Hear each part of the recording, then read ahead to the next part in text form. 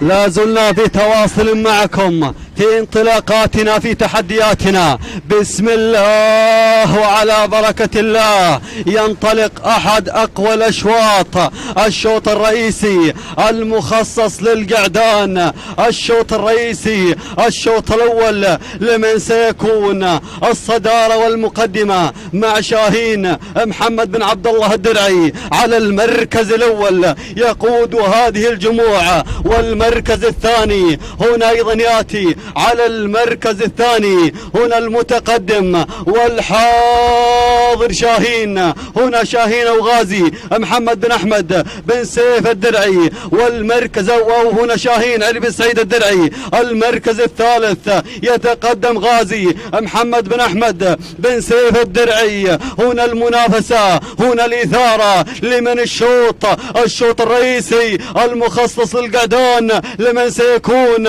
الصدارة والمقدمة مع شاهين لا زال صامد على المركز الأول محمد بن عبد الله الدرعي في الصدارة في المقدمة. ثاني المراكز غازي محمد بن أحمد بن سيف الدرعي قادم بكل قوة، وركز على اللي قادم. هنا القادم شاهين مطر بن حامد الدرعي، ولكن الصدارة ولكن المقدمة المركز الأول هنا أيضا. والعصاوين محنطة، جاك الدرعي، جاك غازي راعي شاهين.